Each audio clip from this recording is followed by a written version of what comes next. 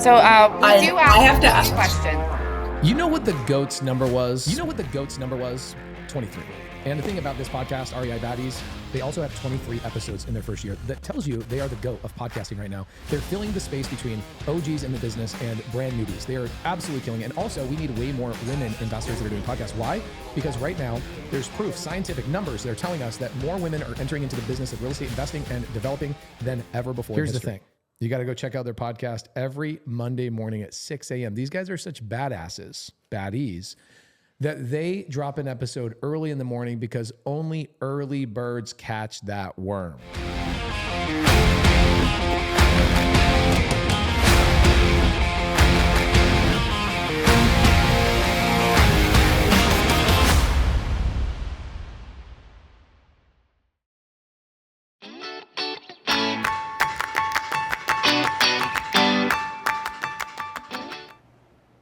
What's up, Baddies Nation? Welcome back to another episode of REI Baddies, where real estate gets real. I'm your co-host, Rachel Davis. And I'm Kate Baldwin. All right, Baddies. Today's episode is a special one because it's dropping on Valentine's Day. And we're talking about a kind of love that doesn't get enough airtime, building a life and a business together. We're so excited to welcome Bill and Kimberly Fischer, husband and wife, entrepreneurs, and partners in every sense of the word. They're founders of the Main Event Grill and both host the Pitfalls to Profits podcast. And because Kimberly isn't doing enough, she is also hosting her own podcast. Oh, you're going to make me say this. Multipulation podcast. Did I say it right, Kimberly? Yeah, multipulation. Oh, perfect. That's awesome. And most importantly, they're deeping intentionally about how love, trust, faith, and communication show up in their work. They are passionate about helping others, couples navigate through the pressures of business without sacrificing their marriage. This conversation is about partnership, choosing each other every single day and what it really takes to grow with each other and the stakes that are high. And to all you people watching, please let us all introduce. Thank you for being on our show, Bill and Kimberly. Welcome to REI Baddies. Woo! Party time. Thank you. And to all the love day. Oh my God. The love day. So, for anybody who doesn't know you guys, well, I guess we'll start it with, can you just tell us a little bit about yourselves? And then we'll start to ask you a little bit more about your relationship and when you guys got together. Fire away. Okay, we've been together for almost 25 years. Let's see, we have 5 children together. We've always worked together since we met. That's actually how we kind of met. I owned a business and he sold advertising for this really, really old thing that nobody knows anymore. It's called the Yellow Pages. I guess it's a little bit of a love the dating, Yellow huh? Nobody knows what it is anymore, thanks to the internet. It's disappeared. But Yeah, the funny thing is when I met her, we met at a bar. Yeah, in a true. parking lot In of the a bar. parking lot. Okay. And I found out that she was a business owner, and my friend who was with me also works with me and sold Yellow Pages and had her account. Mm-hmm.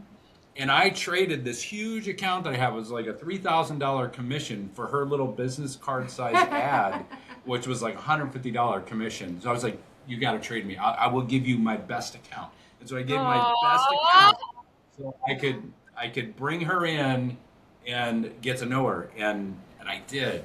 And she was worth the $28.50 that I lost. Yeah. What do you feel like? So you liked her because she was a business owner. What were you like particularly interested in Bill at the time, Kimberly, or were you like, he's okay? So it was a friend of mine's birthday party that I was attending, and it was dark in the parking lot when I came out, and I had a for sale sign in my truck, and he was by my truck, like, I thought he was, a creeper. And so I'm like, what are you doing by my truck? But he was looking at the for sale sign. So the amount of time that we spent talking was really brief.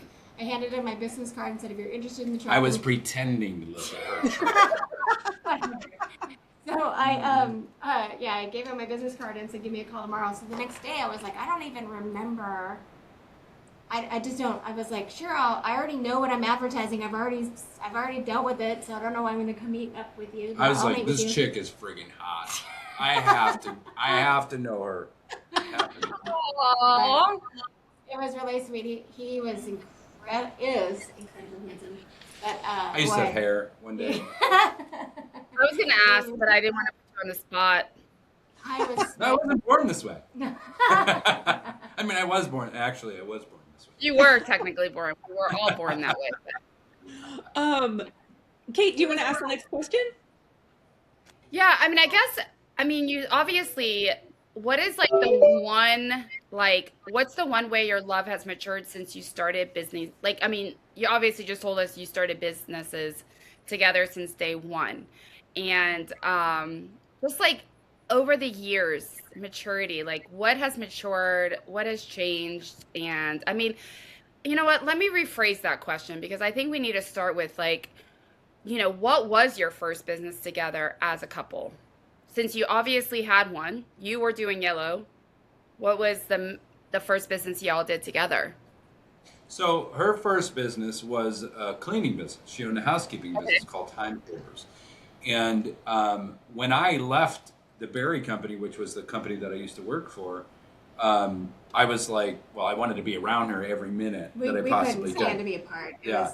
And so Oh my she had told me many times that there was a need for carpet cleaning. She was constantly giving carpet cleaning out. So I was like, you know what? I'm going to go start a carpet cleaning business, and then we can work together.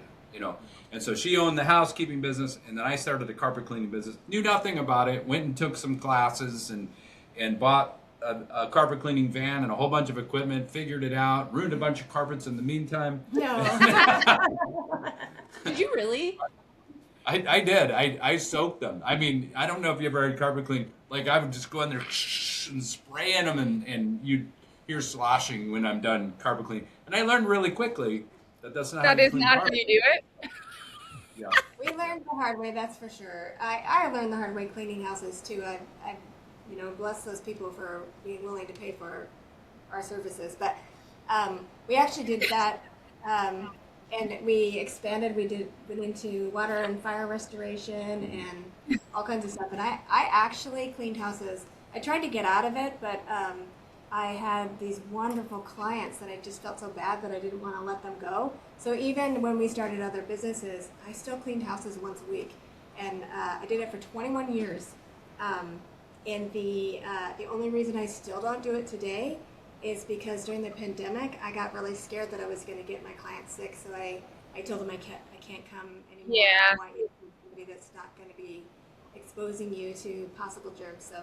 But yeah, that was a really great business, and just the expansion that we had on it and all the different things that we were doing, it was pretty fantastic. Well, you meet a lot of people, that way. I know my mom cleans houses to this day, not very many, just like you. She brought us up as a single mom for when we were little, and she still has her clients. And she asked me this weekend if I wanted to clean a house. I'm like, no. I don't even clean my own house. I gotta tell you, My house? Like, Mom.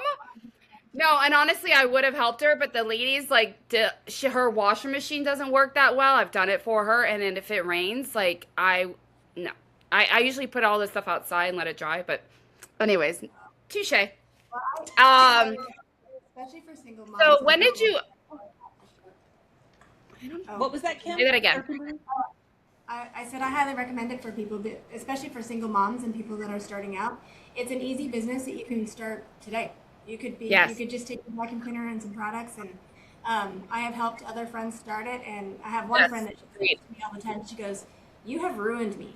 I can never work for anybody else," and it makes me laugh because I'm like, "You're welcome for starters," but it is excellent money, and you can set your own hours.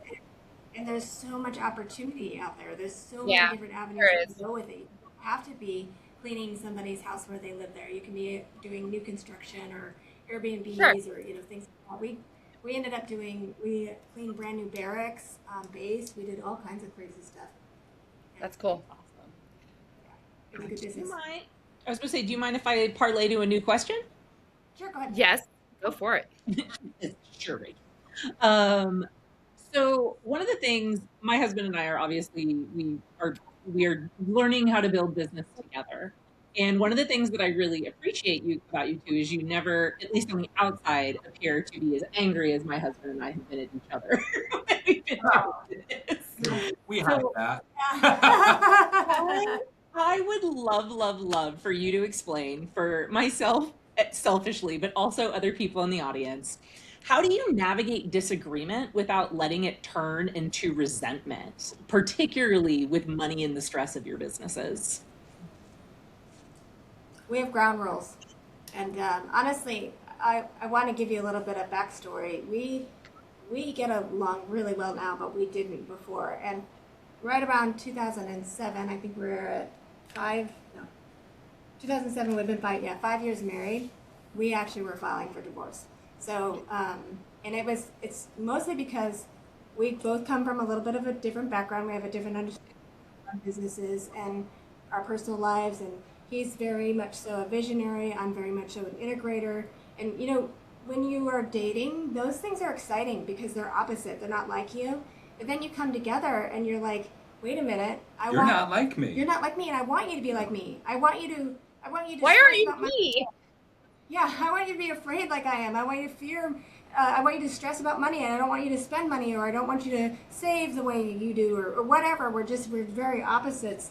And we actually attended this conference that saved our marriage. It was some friends of ours that bought us attendance to go, and we came away from that conference with a lot of different tools. And we actually went to our church, and we said, hey, we want to attend a marriage group. And our pastor said, great, you guys can start it. And we go, no, you don't understand.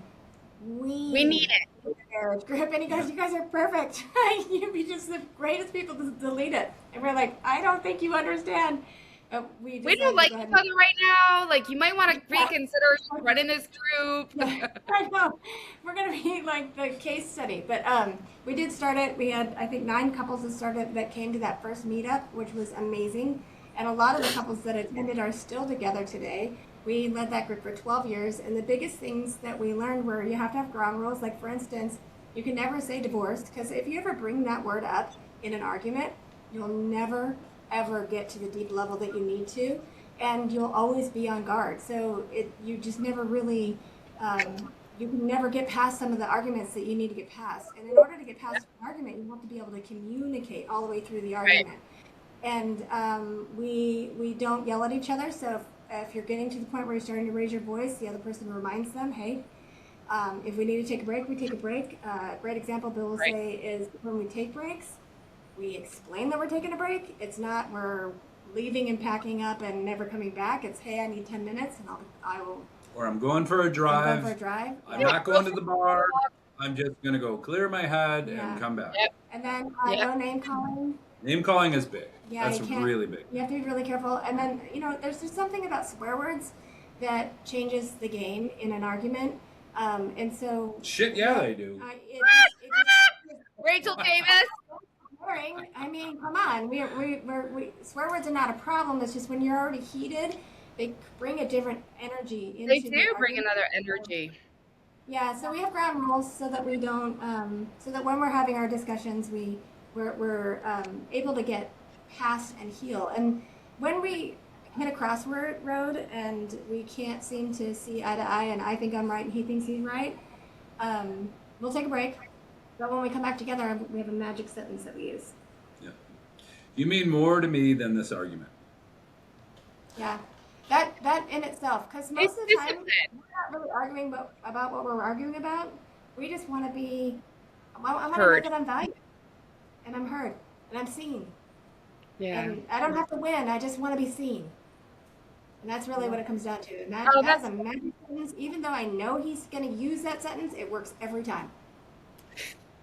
I think it's like go ahead, Rachel. I'm going to say I would have a really hard time with the swearing one, just because I just swear a lot anyway. And so natural that it comes. Well, you're swear words are not, there's nothing wrong with using a swear word. I like them for effect, but when we're arguing, it just brings a different energy that it just doesn't, it's not good. No, I totally get it. And everyone can have their own ground rules. They don't have to be the same ones as us. As long as they match ours. No, they have to agree with their spouse. Hey, I think we should set some ground rules. And the best time to decide that is when you're getting along. Yeah. 100%. That's true. You always talk about the divorce and who gets the kids before you get married. Okay, so if we get a divorce, Who gets we're the not kids? we're not splitting up the kids. Yeah, or whatever the case Yeah, is. you have to take them. Yeah, There we right? go. I'll come see you every 2 weeks. If you leave, you're taking those people with you. Oh my gosh. I think Michael and I have joked around at this point that because this is both of our second marriage anyway, I'm like, we're not getting divorced. I'll just move across the street. I don't care. It's too painful. It's too much. We But talked about duplex before. it'd be great for decorating. I can have the way I want it to be. He has the way he wants it to be. It's perfect. Possibly a door between for conjugal visits. Double door. That way, if one's locked, it lets you know I'm done. Yeah, I like that. I know. So my ex is selling his house. He has a really pretty pool house in the backyard, and my girlfriend texts me, "Why is Terry selling his house? Why won't you just move into the pool house?" And I was like, "Have you lost your mind? Why would I move into the pool house at my ex's?" He's like, "For Olivia." And I was like, no. I love my kid, like, to death, but not that much. But yeah, I think it's definitely, it was definitely an interesting topic. That just happened, actually. So go ahead. I was gonna say I'm divorced too. She's never been married before me, but I'm divorced too. And my kid has said that to me before: "Is hey, how about if you move in and then Kimberly moves next door?" And we're like, "I don't think you get it. I don't think you understand No, it. It's we're not together." That's not how it works." Yeah. They just they don't get it. They want their family together, which makes sense, and that's what kids do. But I agree. I could not, if we were separated, I couldn't watch him have girls come over and things like that. Yeah, I don't want to see how he raises or does things in his house. I would just be judging the whole time. Well, what is a nice piece of advice that you would give a couple that is ready? Like, if you were to be sitting with a group of couples who all want to start a business, what is the top 3 advice you would give them starting a business as couples? I think number 1 is to understand your strengths.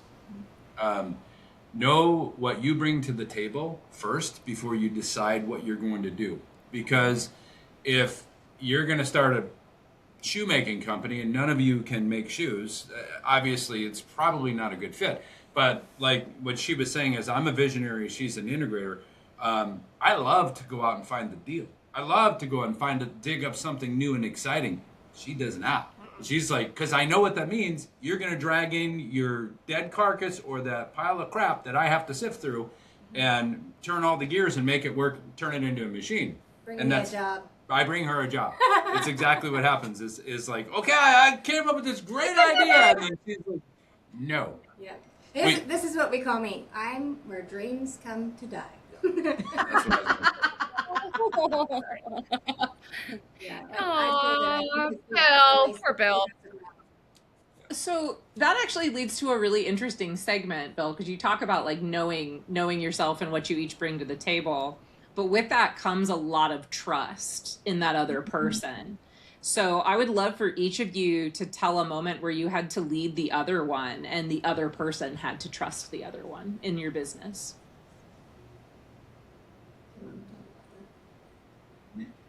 So we were arguing a lot.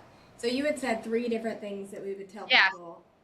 And one would be to know your strengths. And the reason that we know that is because we were arguing, and I think we were arguing in front of our bookkeeper. We would argue about everything, and especially because we're very strong alpha people. Both of us are, right? And when we started our restaurant, when we started the food truck, right? When we started the food truck, I was the cook because I'm the guy, I'm the man, I'm the cook, and I was a chef. I went to culinary school, so I'm the cook. And she's like, "Yeah, I don't think you should be the cook." And I was like, "Yeah, I'm the cook. I'm the chef, right? I'm the chef." And so what we come to find out is I'm very slow on the grill. And in a food truck, it's all about quick, go, go, go, go, go, go, go. And she is very skillful. She has the ability to make 100 different things at once, and they can all come out at once, where I'm working on one thing. Like at home when I'm cooking dinner, the spaghetti sauce is first, and I'm focused on the spaghetti sauce. Yeah, I give the kids a snack if he's making dinner. Yeah. And so when I'm done, it's an hour and a half, and then we eat. When she's done, she can make it happen in 24 minutes, and it's just like, wow, how did you do that so fast? Yeah, that's 7-course So, meal, yeah. so when we moved and we transitioned from first of all, I learned very quickly that she was the cook, right? And my ego had to get checked.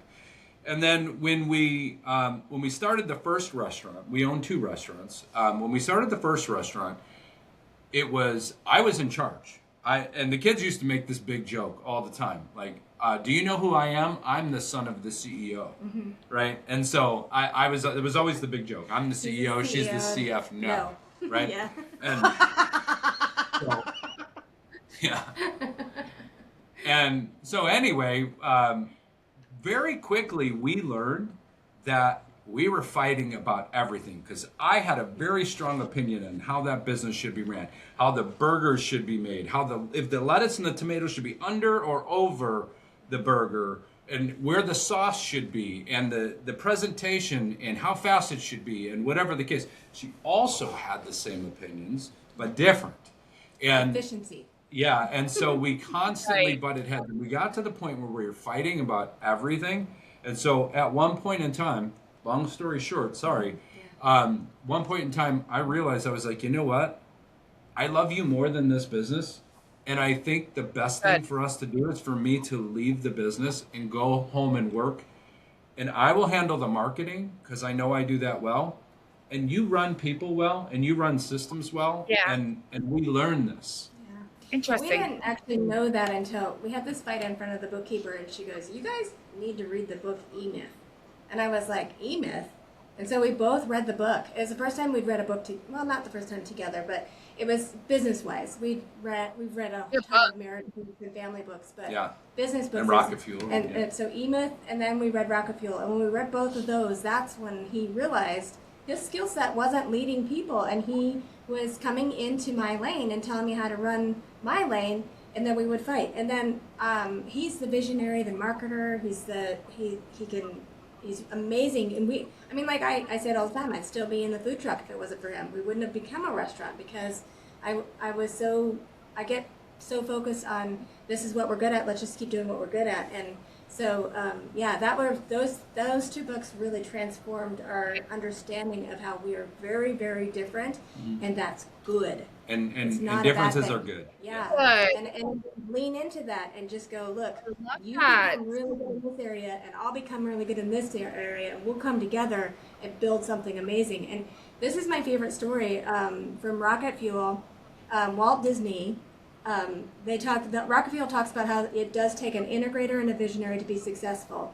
And he talks about Walt Disney, and Walt Disney used to make the joke all the time, is he would say, I just write checks and my brother keeps me out of jail. Yep. Like he says, I didn't do anything. I just visioned it all. And I love that. And whenever you ask somebody, what is Walt Disney's brother's name? No one knows.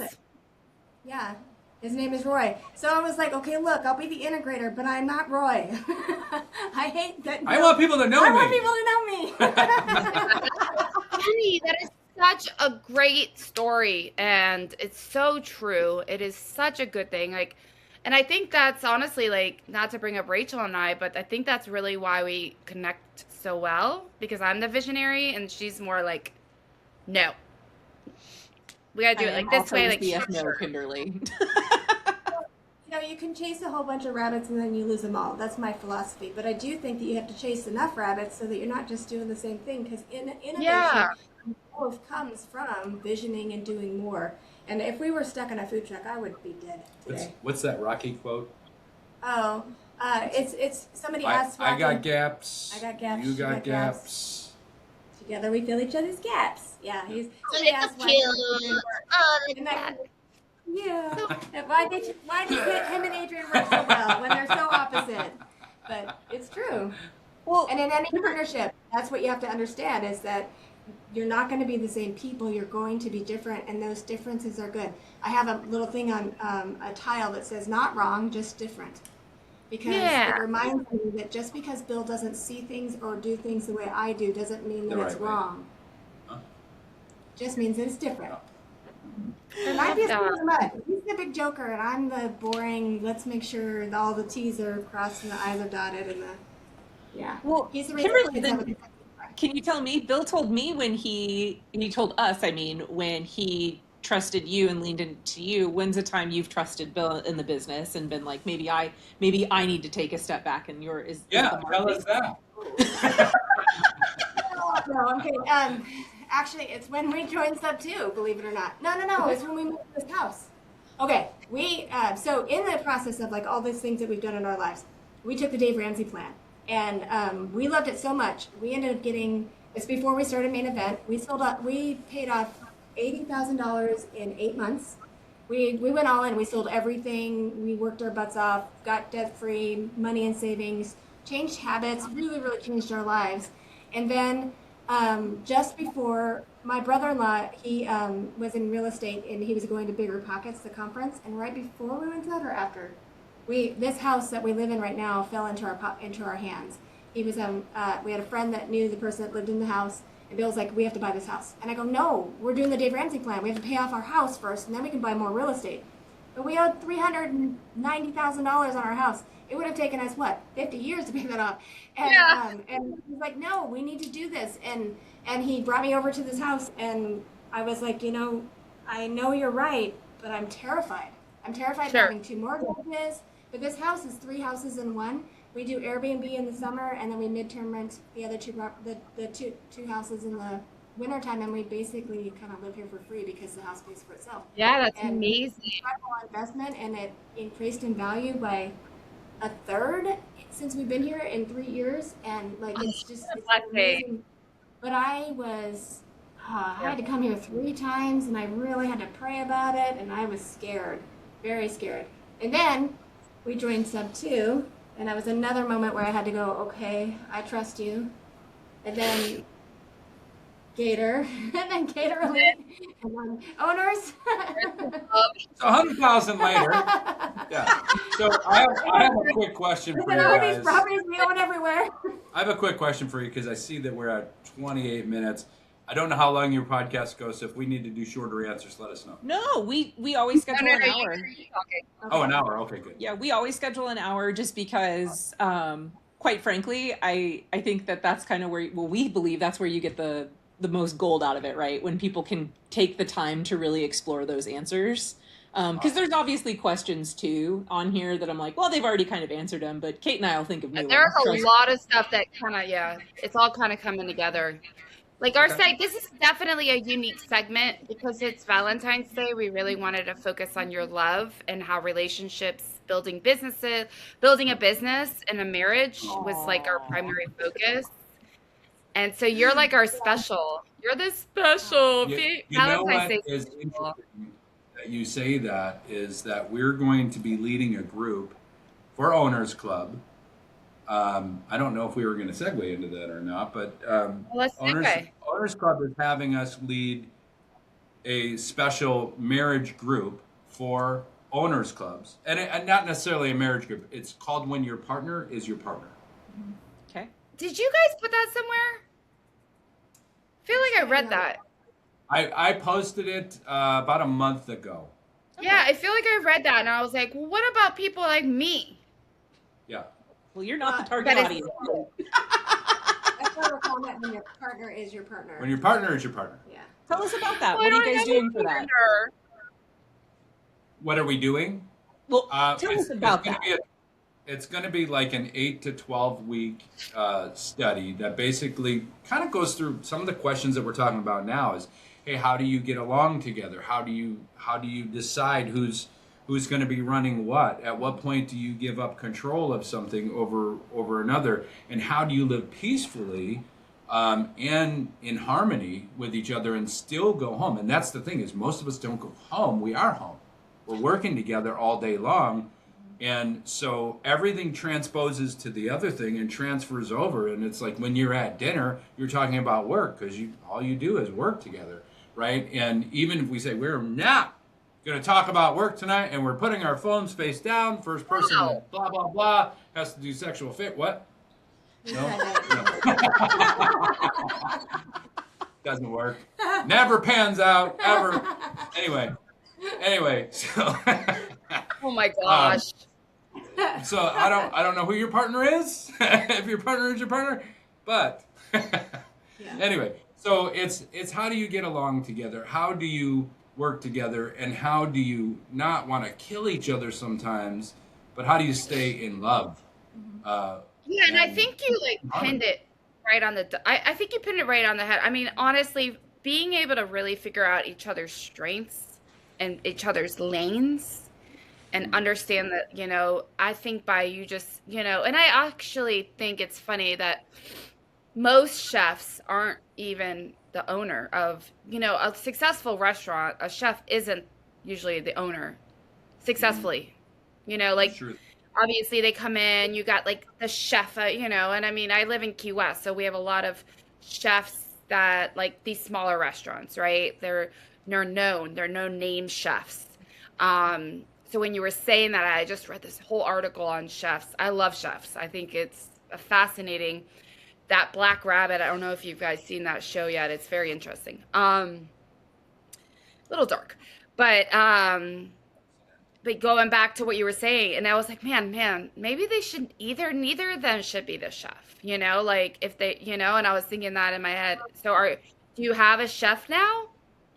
We have Or both? multiple leadership team. We 100% you can't be the chef and own a business, because if you're No. cooking, you can't put out fires in any other area of your business. That was something Right. I had to learn, and that means every business. I mean, in order to you have to have that 10,000-foot view looking down. You can't be a technician that's doing the widgets or making things move or making things operate if you're going to be successful, because you won't be able to manage people, you won't be able to manage systems, you won't be able to think ahead and be innovative. You can't be the person. So as soon as you have to hire somebody to take those jobs off of your plate.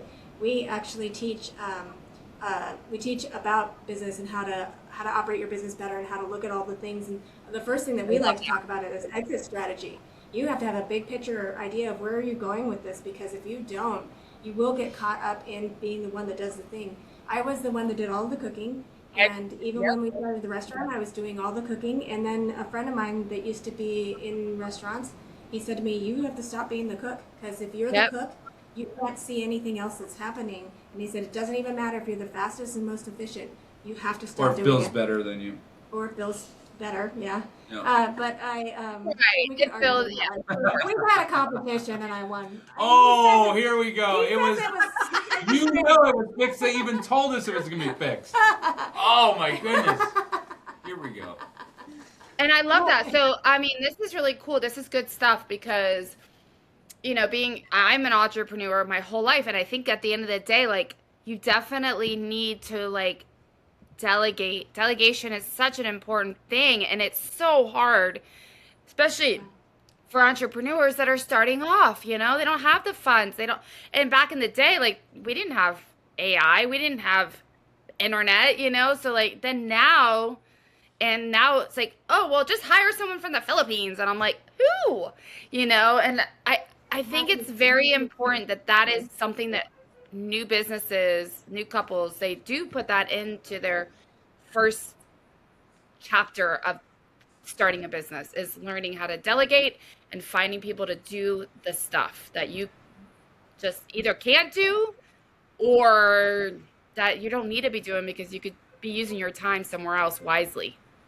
So I like the word partner better than delegate, because partner says that I'm going to trust you that you're going to take care of this task while I'm doing these other tasks. I teach I like that too. 4 quadrants of how to manage your time, and there is the things that you are going to prioritize are things that make you money that you're really good at, and then there's the things that give you energy but you don't make any money. You have to protect those, because those are the first things we give up when we're entrepreneurs.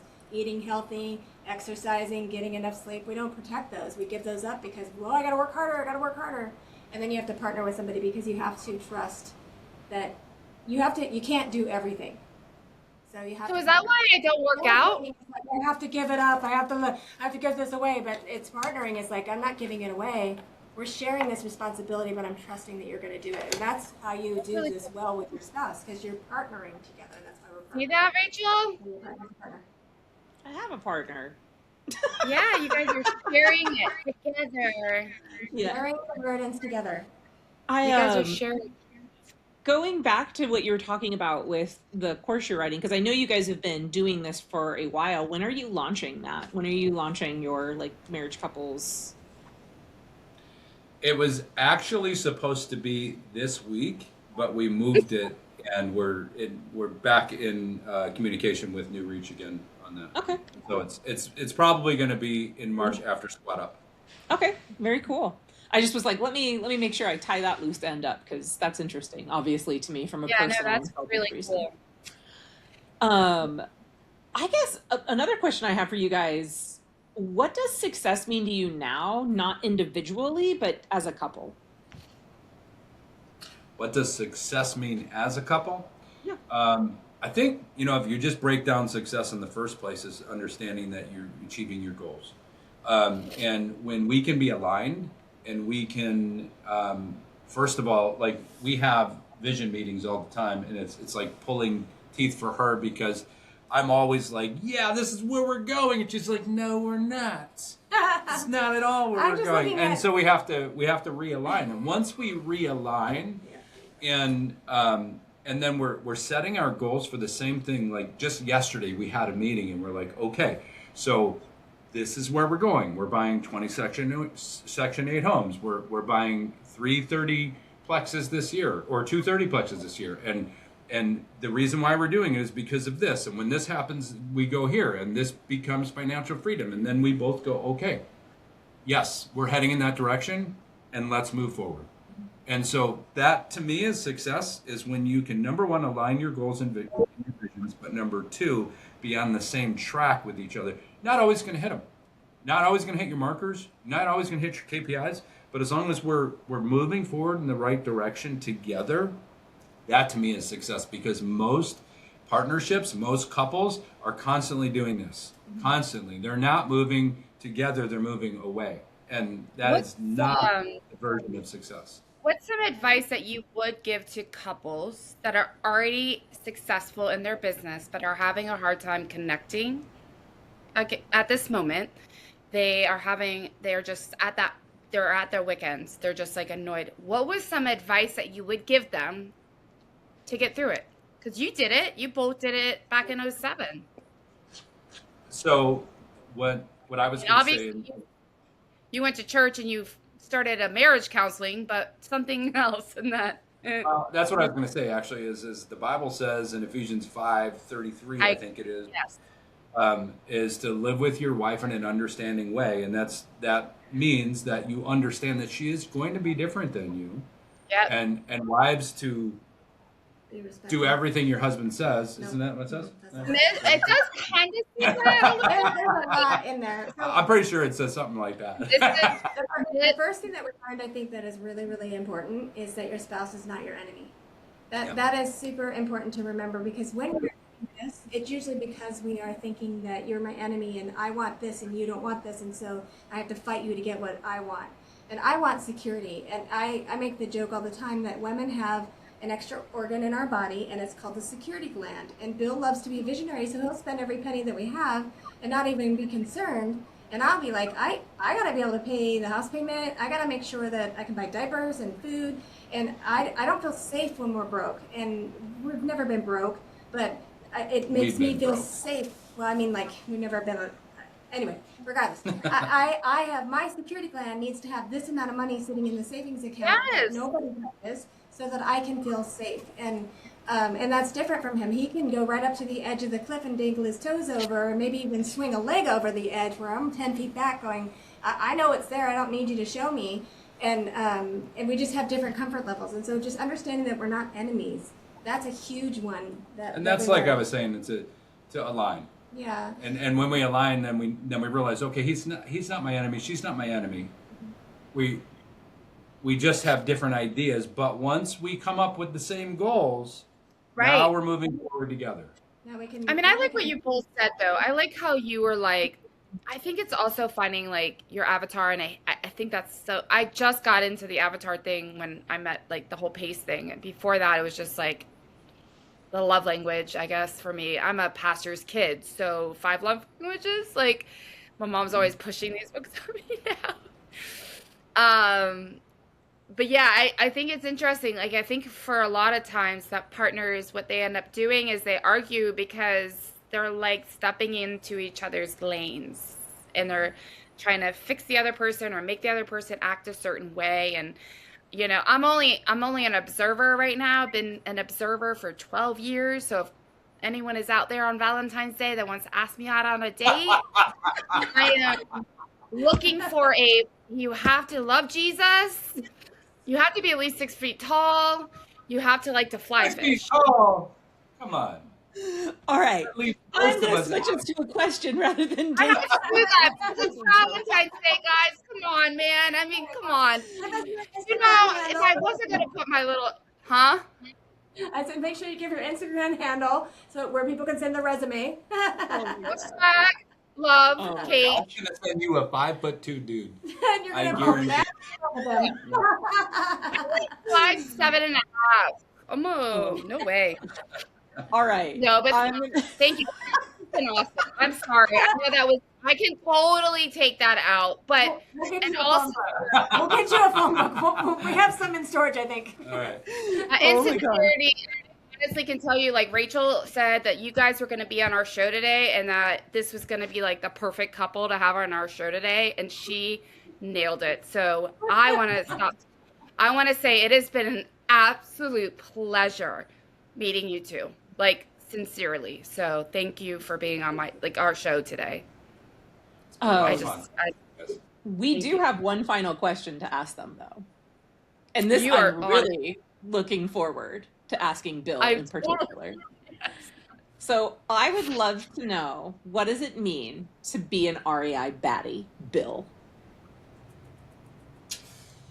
To be an REI baddie, that's an interesting question because I'm not. I'm not an REI baddie. What I do is, and what my passion is, and I think we both share the same passion, is to bring people with us. And we have certain goals, and we have financial goals, and we have certain freedoms that we're looking for. And honestly, real estate is just a vehicle. It's one way to get there, right? Absolutely. And I love it, and I have so much fun, and it's exciting. But my biggest passion and our biggest passion is taking people with us. And I love, like when I lead the Bird Dog Zoom, I love taking newbies and showing them and opening their eyes and going, have you ever thought about this? Have you ever thought, if you could have a magic wand and you could change anything about what your future is, what would that be? And when their eyes they see it for the first time and they go, oh my gosh, I never even thought about life that way. Oh my gosh, you changed everything for me in that one question or that one sentence or that one phrase or that one ism that you said. That's where I get my passion. And the vehicle is real estate, where I'm reaching out to people in that way. All right, you just described why you're an REI baddie. I know, Bill, the roundabout way. He just doesn't. You're like some of the other guests that are like, I'm too humble to say I am a baddie. No, and you know what, Rachel? I will tell you, Rachel did an awesome job with David Roberts. His interview came out on February 9th. And you really should go back and watch that, everyone, because Rachel said, he was like, oh, I don't want to, he was just trying to sit there like, oh, okay. And we went another 15 minutes after this question, only because Rachel was like, look, we're in this community, and if we don't share what we're doing, we're not going to inspire others. So like by telling us what you just said, you are inspiring. It's not an egotistical question. It was never meant to be one. it's just to like inspire other folks to see like where you're at and how you're taking this community and being able to use it as that vessel, right? I mean, that's pretty incredible in my opinion, and the fact that you're a baddie. One thing that I would like to say is that any business that I've ever started, anything that I've ever done, it possibly could have been successful, but it wouldn't be successful without her. I mean, she has always got my back. She's always a supporter of me. I have these little sticky notes on my computer, on my monitors that say, no matter what you do, you're going to be amazing. Yeah, just exactly like that. And she writes them for me and puts them out there. And it's just an encouragement for me every day. And I tell her all the time is that I'm going nowhere without you. Every move that I make, you are going to be by my side, and we're doing this together. Every move. Oh my gosh. Okay. Kimberly, what makes you an REI baddie? That's I'll be watching you, and that's a really creeper song, just so you know. It is. And once we had children, that's when I started listening I'll to be the words watching you. you. Horrible songs. Yeah. Yeah. There's That's a a lot of stalker. horrible things out there, I'm by the way. stalking her. Oh my gosh. Well, Kimberly, what makes an REI What baddie makes in your you- opinion? I agree with Bill. Our philosophy is life has been good to us, so we want to make sure it's good for everyone else around us. And that is exactly the reason why we do anything that we do is we, Bill and I come from, when I said we're broke, he came from a really poor background and I was homeless at 11. And so we both know what it's like to do without, and none of us want anyone to suffer. We don't like seeing people suffer, and our close friends that they don't see what we see, the possibilities of what their lives could be.